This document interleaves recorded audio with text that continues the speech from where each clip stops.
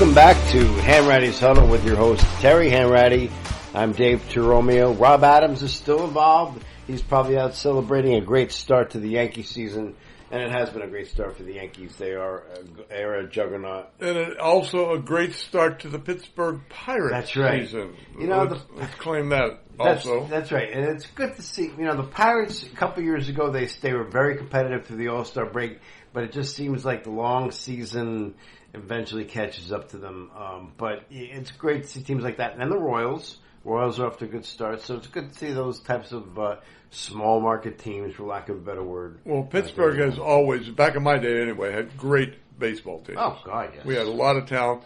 And to this day, they still produce a lot of talent, but the owner doesn't want to pay that talent. Right. It's always about the ownership. So they get to the end of that contract, then boom, he's gone for three rookies or three draft choices. Yes. So they never really get settled into Pittsburgh. I mean, there's a lot of pitchers, especially pitchers out there, that came through the Pittsburgh organization. That's right. Garrett Cole. They're almost a feeder, like a minor league, where people, they go and they get groomed, and then Pittsburgh doesn't want to pay them, so they either trade them or they sign other places as free agents. But and they have a great training program down in Puerto Rico. Okay, yes, they do. Yes, and where they put these kids in school, teach them English in case they make the big leagues, and they get them prepared for all this stuff. They do the right thing, and they're great training on the field. Yeah. But once they get to the United States, it's 3 years and go to another team. Yes.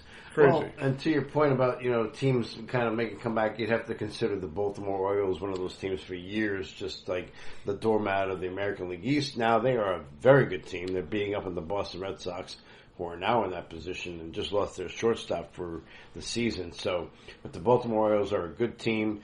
Obviously, the Yankees are a very good team. But to your point, it is great to see the Pirates doing well.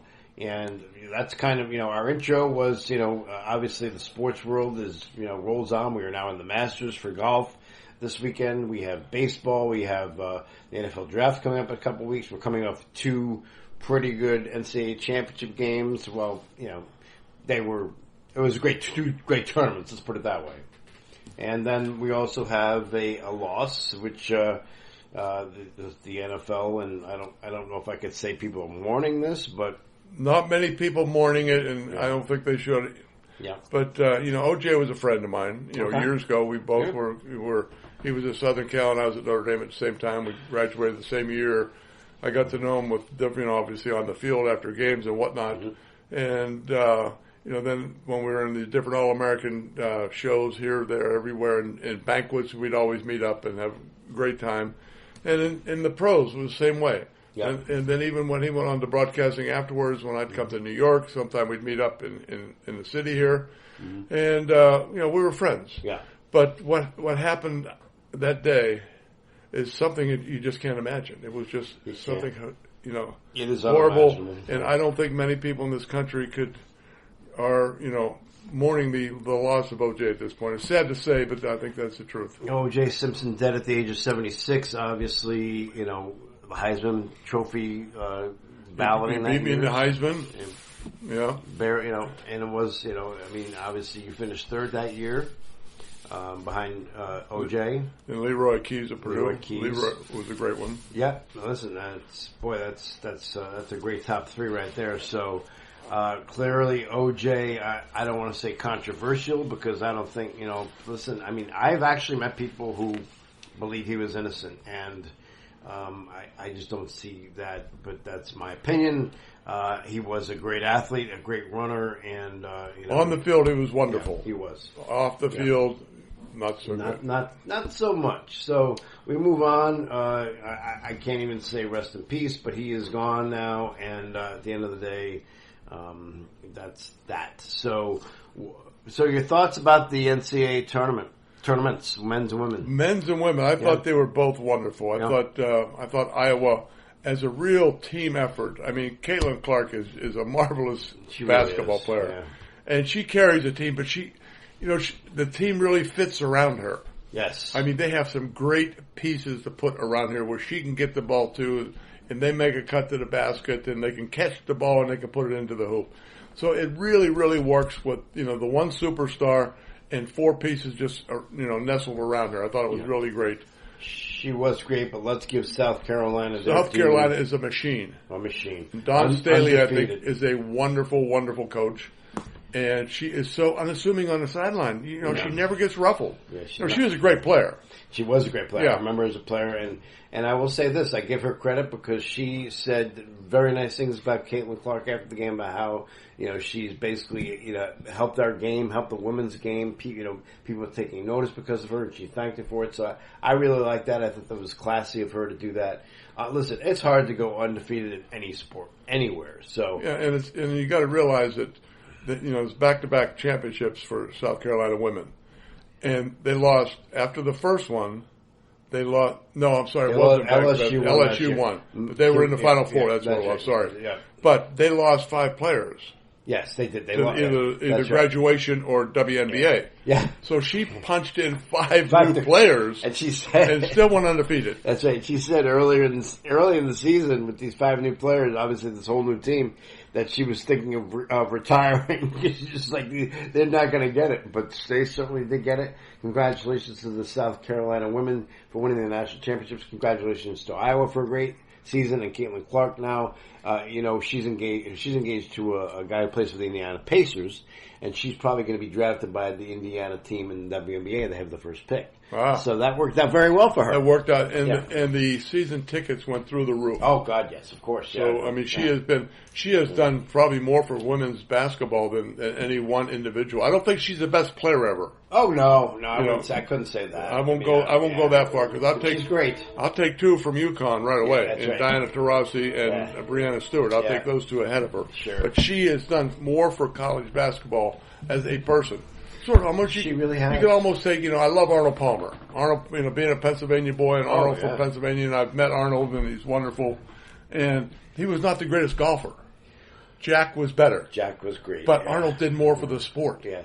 Oh, that's right. He brought the sport was a nothing. Arnie's Army. Yeah. And he just buzzed through the whole world, and people loved Arnold, but Jack was the better golfer. Yes. So that's it was a great marriage, the 2 of them. And it's sort of like it is now.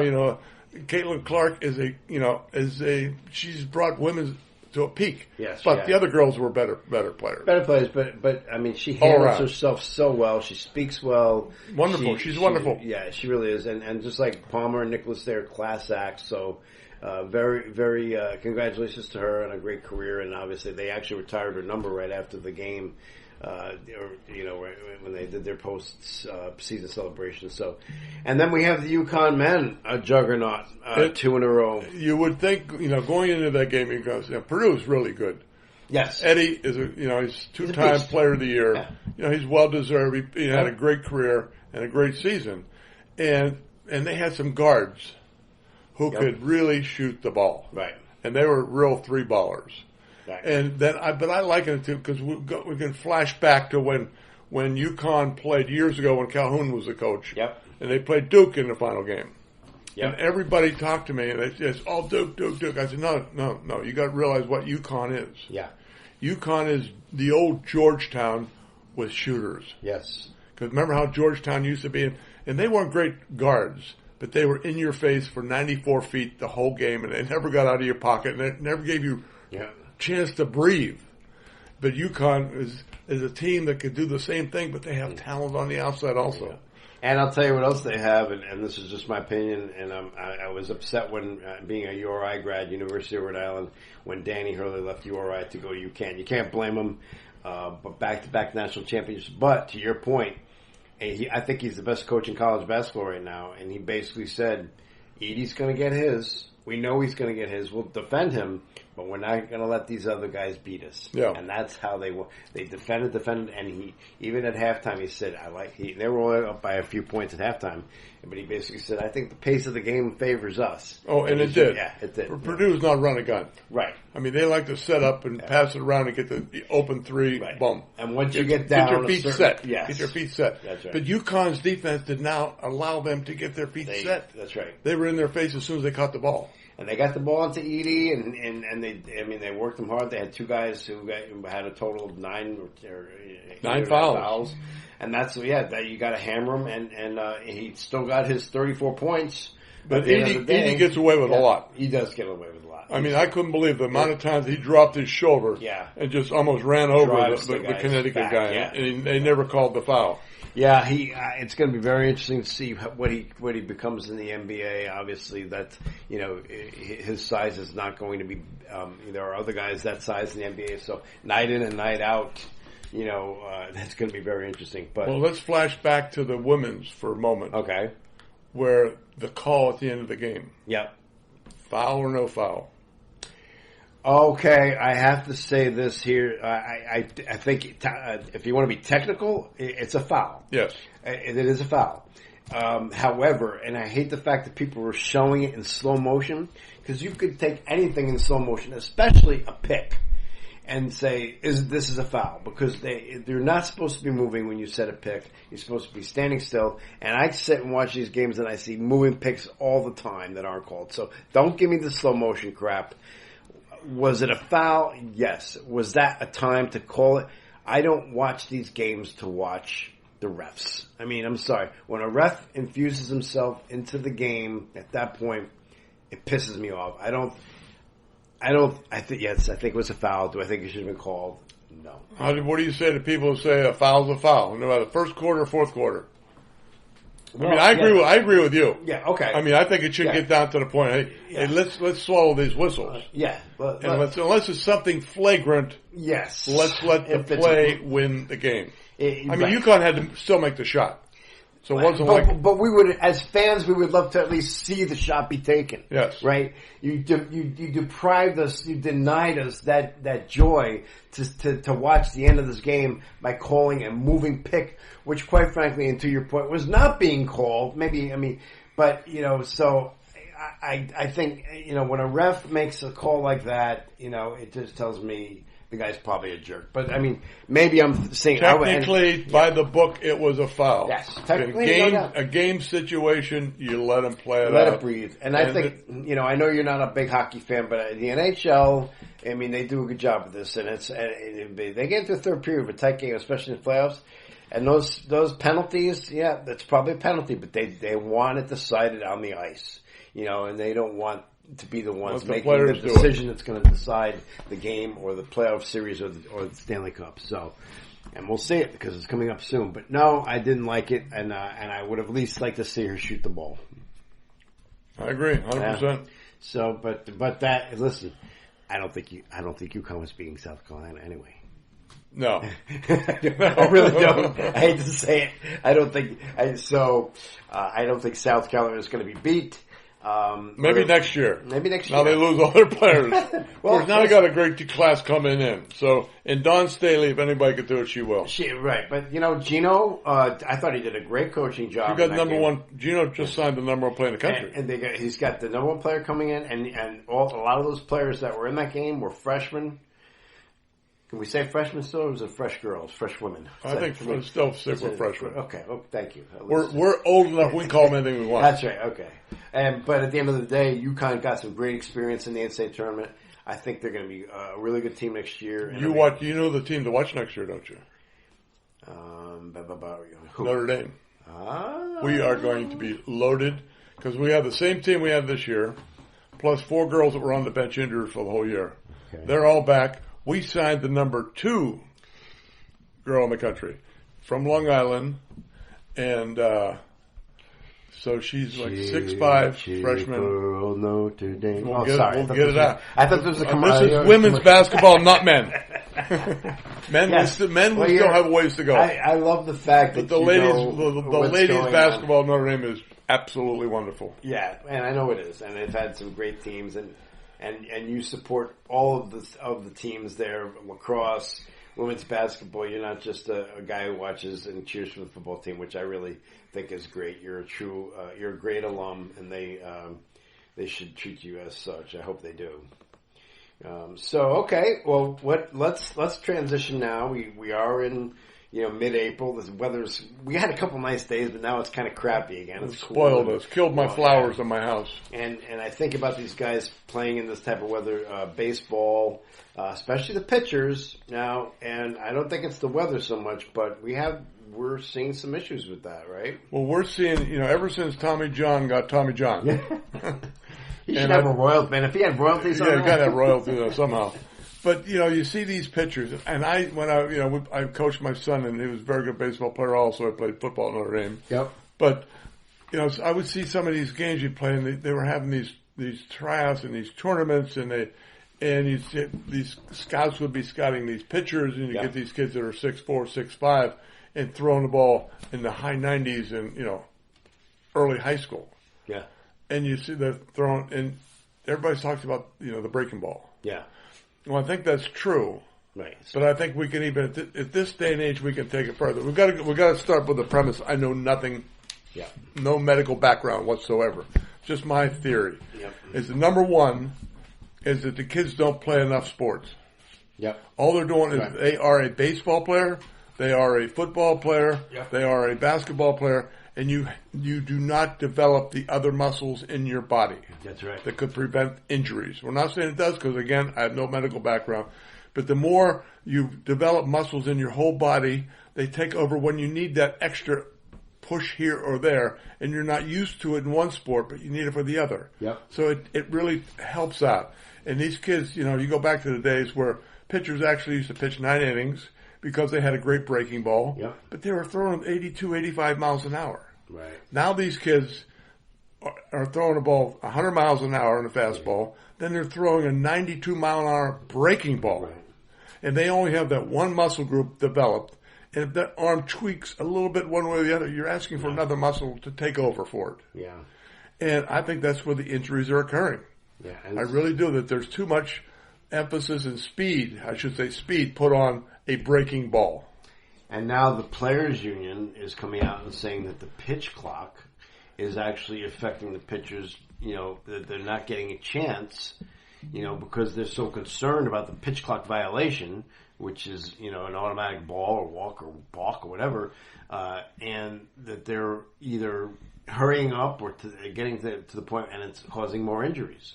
Which is I guess they could make that argument. It's very easy to take the other side, but they came out and said there's no medical proof that could happen. Yeah.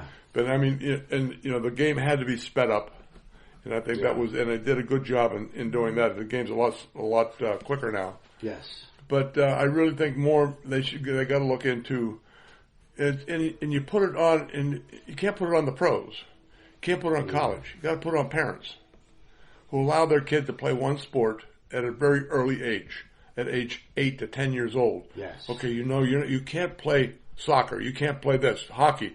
You have to be a baseball player because you can pitch well, or you have to be a quarterback because that's all you can do is throw the ball. Yeah. And you see guys like Mahomes. I mean, he's got that sidearm delivery down perfectly. Why?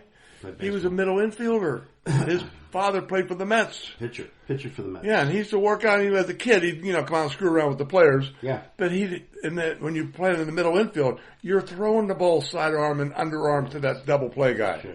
Yeah. So you're developing that group of your muscles. So I think that's really something that has to be looked at. And these parents have got to. They're going to get a better athlete. They're going to get a better football player if you let them play basketball. That's right. Play the three. There's so many things that go hand in hand. You have to develop your whole body. If there's a coach out there that's telling your kid should be training for soccer all year round, tell that coach to go stick it. They should be playing multiple sports.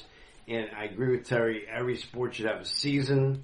Okay, and because you're right. When there are different, even getting in shape for a different sport, physically is totally different. It's totally different. So let's get back to that. When I left the football field in high school, right, you couldn't start the basketball team until the football season was over because 4 out of the 5 starters were football players. Yeah. But when you got on that basketball court, you were sucking. Right, yeah. Because now you're running the long distance, up and down the court, up and down. Where football is a short spurts. Yeah. But now you're developing another set of muscles. 100%. It only makes sense to me. It's logical. It doesn't. it doesn't hurt to develop them. I'll put it that way. It doesn't. No, it really doesn't. And it really helps you. I think there are people out there who would support this, and I think of a guy here in New Canaan who is still in the major leagues with Kurt Casale. Kurt was a great quarterback for the team. He played basketball. He only played basketball to keep himself active. And then obviously his main sport was baseball. And he went to Vanderbilt and played well there. Got drafted. He's been in the major leagues now for 10 years or so, and good for him. So, but I do want to touch on, in bringing up baseball, one of my personal favorites as a kid passed away last week. Jerry Grody, who was a great defensive catcher. He was a pretty good clutch hitter too, but he was the guy, and I became a catcher because of watching him, and obviously handled the staff with Seaver and Ryan and Gentry and Kuzman. It's a great staff. And here's the thing. Johnny Bench said, if Jerry Grody were on my team, I'd be playing third base. Johnny Bench. Wow. He's probably the greatest catcher of all time. No doubt he is. And so that's a tribute. That's a tribute. So, rest in peace, Jerry Grody. Pat Zachary also passed away last week, but we don't want to get too morbid here. But it's So baseball season's going. We got the Masters this weekend. Anything capturing your attention? The draft in a couple weeks. What else is? Well, I'm anxious for the draft because I want to see where these quarterbacks really drop. Yeah, it's going to be very interesting. Because all these owners and GMs lie to you. Yeah. No one's going to tell you the truth. They have to. Why would they tell you the truth? If they're not, and Dallas has been really quiet. That's the sneaky team you got to watch here. Yeah. Because Jerry doesn't like not having headlines. No, he doesn't. And if you just stay quiet, you're not getting any headlines. Yeah. So I think he's going to pull a rabbit out of the hat around draft time somewhere. One last question from me, and I'm going back into the NCAAs for a second. What were your thoughts about John Calipari leaving Kentucky?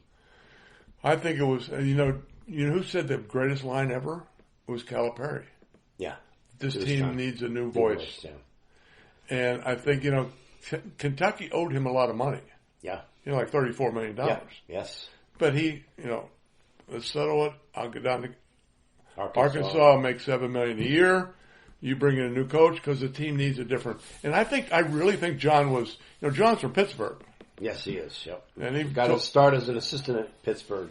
Well, he told a friend of mine who saw him in a golf outing that I was his childhood hero. Is that right? Yeah, it's hard to believe that I thought John and I were the same age. Yeah, John. I guess I'm a lot older. John's a little closer to me, but John, obviously, cut his teeth and made his name at UMass.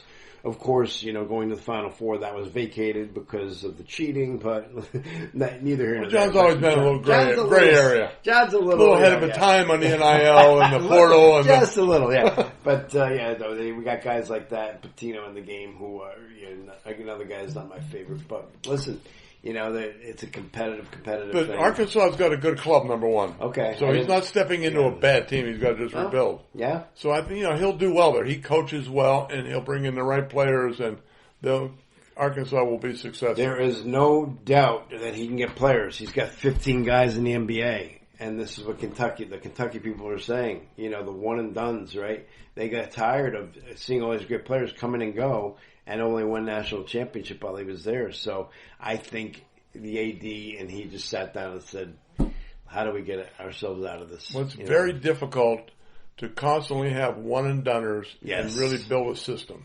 100%. Where you got to bring in kids to fill in your system. Yeah. Now you got to teach these kids, number one, just how to play together.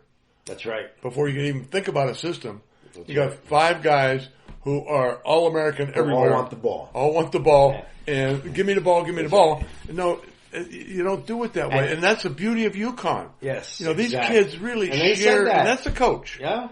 And he brings in the right players. He said that. And these kids share the ball. That's and right. No one's a real superstar up there, but they've got 5 damn good ball players. In the interview right after the game, he said, listen, when you come to UConn, we have great players, but you understand that it's a team concept. So he's basically telling people, and by the way, how many balls did they play with in one game at a time? 1, right? Yeah. So you can have 5 of the best players in the world on the court, and it's not going to work because there's only 1 ball. You need and you got to play defense. You got to play both ends of the court. You got to have a guy to distribute. You got a guy, So listen. So again, congrats to UConn. and to South Carolina. Draft coming up will be very interesting to see what happens. We are about 25 minutes in, so I think we're ready to sign off for the day. Well, you're the boss. Week. It's Hanratty'S Huddle. We call that for a reason. Signing off for Terry Hanratty, I'm Dave Jeromeo. Thanks for joining us. We'll see you next week.